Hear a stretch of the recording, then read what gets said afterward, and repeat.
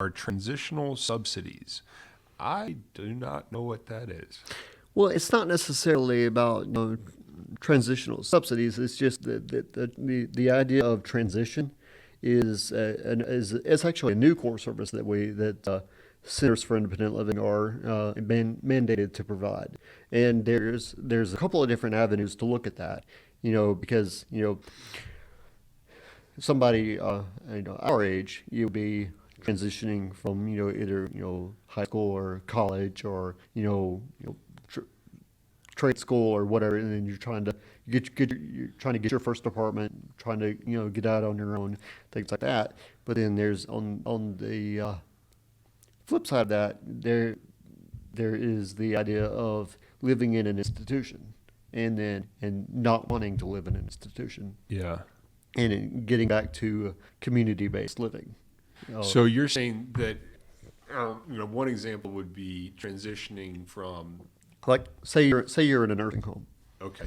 So you're in a nursing home and you don't want to be there. Yeah. Because the services that you're getting are inadequate. Mm-hmm. The treatment that you're getting is inadequate, and you want to be in your own home. Mm-hmm. Well, then we would definitely work with you one-on-one to determine, okay, what are your needs, and then how can we best fulfill the obligations of trying to make sure that your needs are met within the community, whether that's finding supports or building ramps or making something more accessible, what have you. But then back to the other part of transition, a lot of individuals that we work with that are coming out of the school system, they're going to be totally new to the idea of living on your own, making your own decisions, thinking for yourself. Those are two different scenarios. Yeah, there. Yeah. Mentally, two different scenarios. Two totally different scenarios.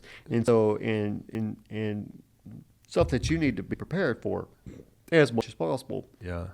When I was that age, I wasn't prepared for it, and I paid the price for it.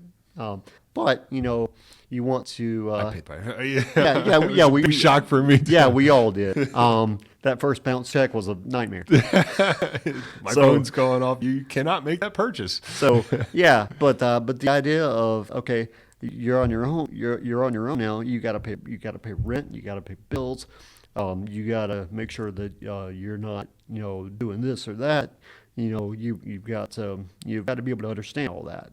But then if you're a person with a disability and you're living on your own, then you've got to understand, if you say, for example, you're moving into an apartment, understanding, reasonable accommodations, Mm-hmm. Whether that's, getting a curb cut so that you can get from the street to the curb, mm-hmm. or having an accessible parking space put in, or having appliances put in that you can actually use without burning your arms. Yeah.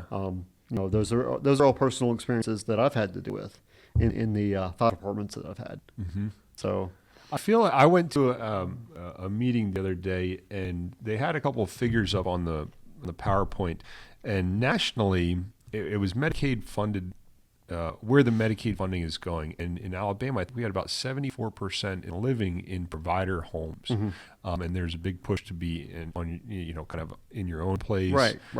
I feel like that transitional, a lot of people could take advantage of DRR's transition subsidies there, or the transitional, and maybe transitioning from the provider home to their own living. Because living on your own is so much less expensive, mm-hmm.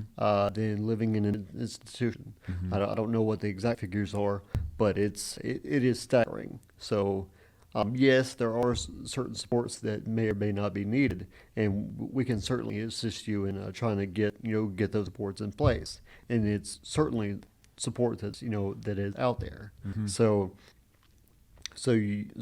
you don't necessarily have to live in an institution. You can certainly live on your own.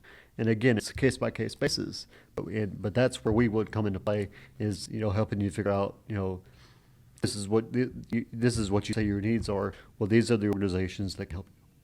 Yeah, it was the figure I think was 74 in Alabama through providers, and nationally it was something like 30%. Yeah. So we want to get down to that, Right. 30%. So I feel like there's a lot of opportunity Right.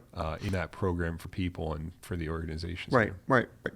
And you still want to make sure that, as you're cutting down the 74, you don't want to funnel back into there. So you do want to focus on the transition out of the education system to their own community living. So you can kind of skip that. Right, and you want to, it goes back to the making sure that they're prepared so that they can. So once they're in their own environment, they stay in their own environment so that they don't, go back and forth. So you could have more of a stable living situation.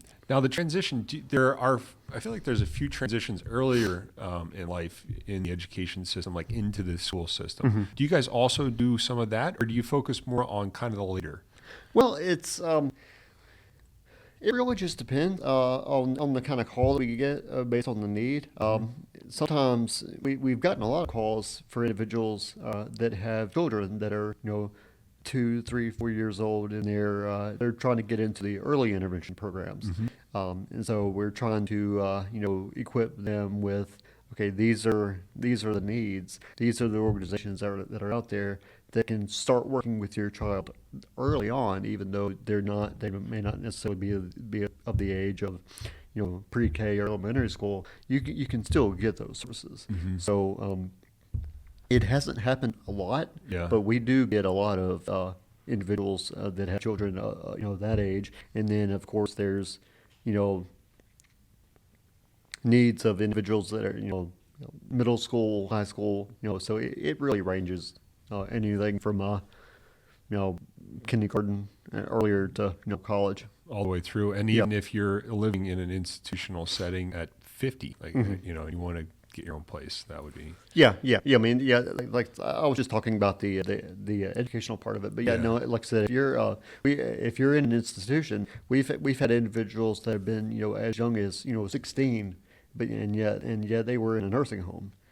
There's no reason for that. Yeah. So we worked with the individual to get them out and get them placed in a more suitable environment in the community, and then but like I said, it ranges anywhere from 16 to 99.